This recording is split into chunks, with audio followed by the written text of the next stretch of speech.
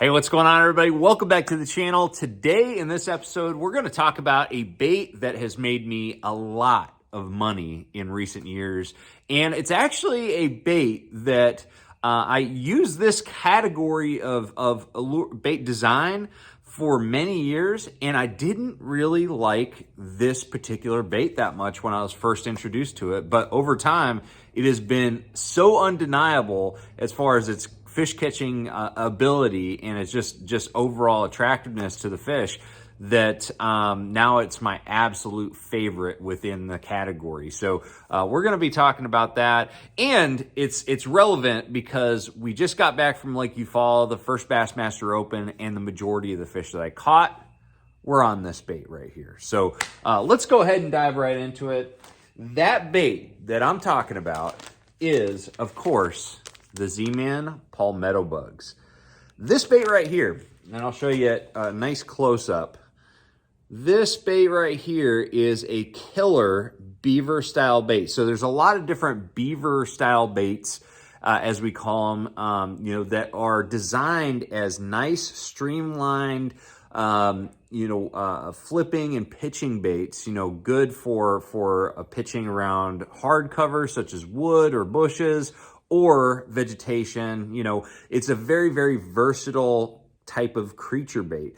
And beaver style baits are a little bit different than some of the other creature baits out there, like flapping craws or what I would consider like a true creature bait that has a lot of appendages, creates a lot of action by itself. A beaver style bait, to me, doesn't have a ton of action. There are some bait designs out there that do have a little bit of flapping action to it or whatever. But in general, a beaver style bait has a lot of surface area. So nice, big, wide paddle tail.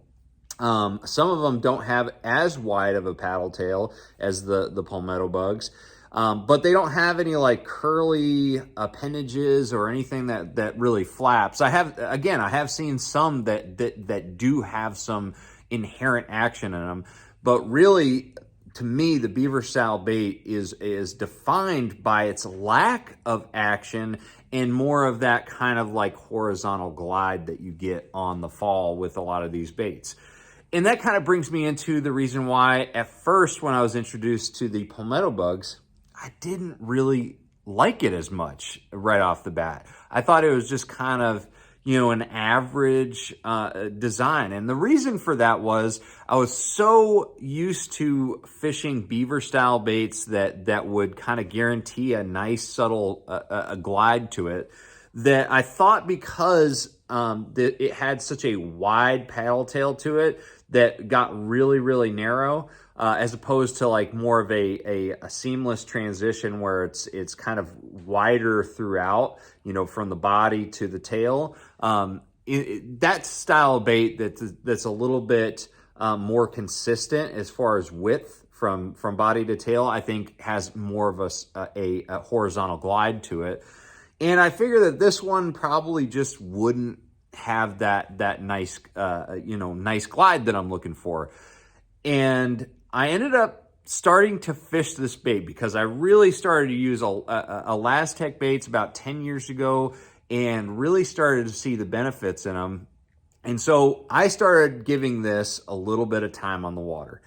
And as soon as I started fishing the Palmetto BugZ, I started to realize how killer of a bait design this is. And it's killer for several reasons. So the first one is the fact that it's made out of Elastec. Okay, that is kind of the biggest thing for me with this bait. So Elastec does a couple things, and it's exclusively through Z-Man, and it number one is super durable. So you don't have to go through packs upon packs on a good flipping bite.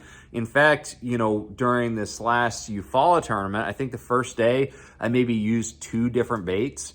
And what I like to do is I like to add a little bit of super glue to the eye of the hook while I'm rigging it. So that eye actually gets glued pretty strong to the Elastec. And so that's how I battle like the bait kind of pulling down the shank and things like that, which can get frustrating because it is a softer material. But it is very durable. It will last all day long, especially if you use that super glue trick. That makes it even better. It's got a wide body to it. Now, with regular plastics, a body this wide with this much material would actually hinder your hooking percentage. But for me, I use a Hayabusa 959 EWG hook. So that one right there. All right. And I just shove that hook point right through the center of this bait. And because the ElaZtech is so compressible and soft, it'll come through that plastic, that ElaZtech very, very easily, and you're not going to have any problems with it. So hooking percentage is really good with this, especially with the EWG. I'm not as big of a fan of using any straight shanks anymore, especially with the ElaZtech.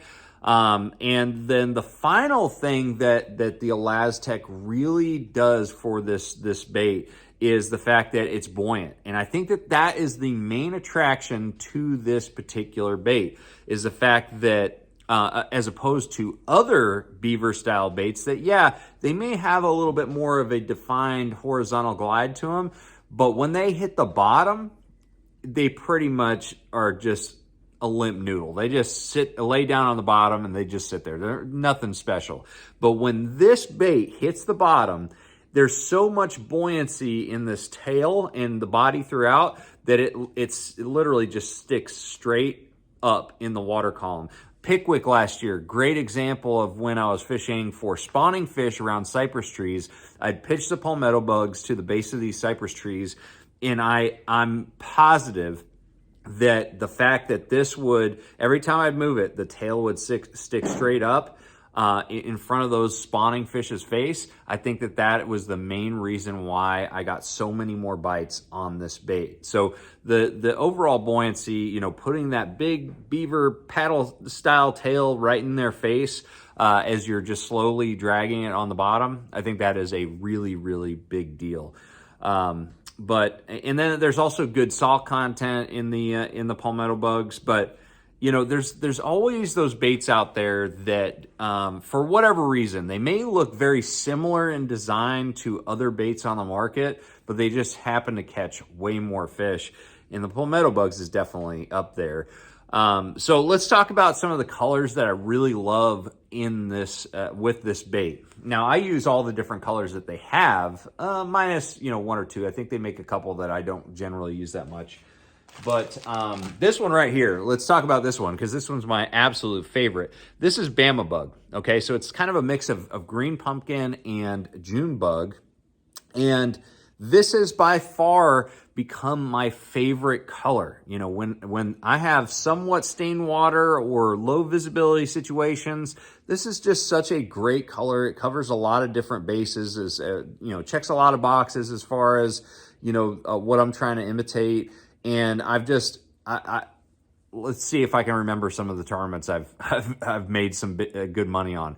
The Harris chain several years ago got a top 10 in the pro circuit, strictly off of this color. Eufaula, I just got a top 50 fishing this color. And then Pickwick last year had a great tournament, top 30 doing fishing this color. It is just overall around the country a great solid color. If the water's somewhat stained or dirty, really, really good one to reach for. Another one that is also really, really good, okay, is California Craw. California Craw is a really good one. It's kind of got a little bit of black and red flake, but it also has like that nice green and like watermelon and green pumpkin. It's kind of a bunch of different colors mixed together, just like the Bama Bug, but more green based, with a little bit of black hues to it. So this one's a really good one, especially when you're fishing down in Florida in clearer water, or any time where you've got clearer water, but you have that dark tannic coffee stain to it, okay? Because you can have both. You can have clear water, but it also have that dark stain to it. And that's when I like to throw the California Craw. And then the other one I use a lot is when I'm faced with, clear to somewhat stained water. Just good old green pumpkin. Green pumpkin is a great color, even with the palmetto bugs, to catch fish, and a wide variety of different water clarities. But those are my 3 colors. Another honorable mention would have to be black and blue, for those really dirty water situations. Maybe it's real muddy water right after a rain or something. Black and blue is definitely one that you definitely need to try as well. Here is the tackle that I'm going to be using with the palmetto bugs the majority of the time. Now, there's different ways that I fish it occasionally, but usually if I'm fishing this bait, I'm going to be fishing it with some type of flipping setup. So this right here, this is the 7.6 heavy action all-purpose series rod. This is my favorite flipping and pitching rod for medium to moderately heavy cover. Okay, so if I'm pitching around dock posts or bushes, or I start getting into some like grasses like reeds or emergent vegetation, this is a really good one. Once I start getting into like punching thick, dense grass mats, that's when I'm going to go to something like the 7.8 heavy action Titan HD, a true punching rod. But the 7.3 all-purpose is a awesome all-purpose flipping and pitching rod. And so from there, depending on the cover that I'm fishing, if I'm fishing more wood or bushes or docks or something like that, I'm going to be using 20 or 25 pound test Abrazex fluorocarbon. But if I'm fishing around vegetation like I was just at Eufaula, I'm going to be using probably 65 pound Seagar Smackdown braid. And then again, for both fluorocarbon and braid, I'm going to be using that Hayabusa 959. That is a really killer hook. Of all the hooks I use in a year's time, I use probably 70% more 959s than any other hook, just because I just love that hook for a lot of the different things that I use worm hooks for. And I really think that EWG style hook with that offset shank is the way to go with Elastec personally. I don't think straight shank is a very good design for Elastec, and I don't like using straight shanks at all anymore personally. But I've done videos on my opinion on that, so I'm not going to go into that too much. As far as the weight goes, it depends on the scenario. If this rig was from Eufaula, this was for pitching the outside edge of the grass. But once they start getting into the thick stuff, obviously you need to adjust your weight. The reel that I'm using, usually it's just a 7.2 to 1 gear ratio VLD10. That one's a really good one. But that is the tackle that I use for the palmetto bugs. Some other uses for the palmetto bugs is as a trailer on a jig, or you can throw it on a Carolina rig. There's a lot of different baits you can throw on a Carolina rig. It wouldn't be my first choice, we'll just say that.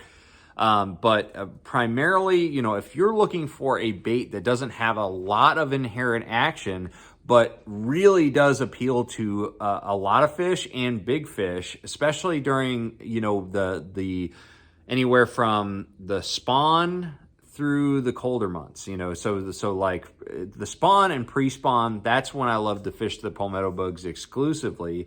Once you start getting into like post-spawn and like the summertime, I'll pick up something like the Helicross, something that has a little bit more action, but I still will lean heavily on the palmetto bugs just because I have so much confidence in it.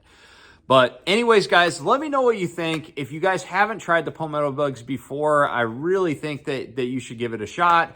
It's a awesome bait that looks very similar to a lot of other baits in this category that are on the market, but it really truly outperforms everything else that I've found. But anyways, guys, let me know what you think about this topic in the comments section below. If you want to support this channel, there's a few ways to do that. You can use the affiliate links that I'm going to put in the description below to purchase the products that I talked about. And by using those links, you not only get 10% off your order, but it also helps support this channel. Also, make sure you hit that subscribe button. If you like this content, that's going to allow you to have updates on the videos that I'm doing on a daily basis.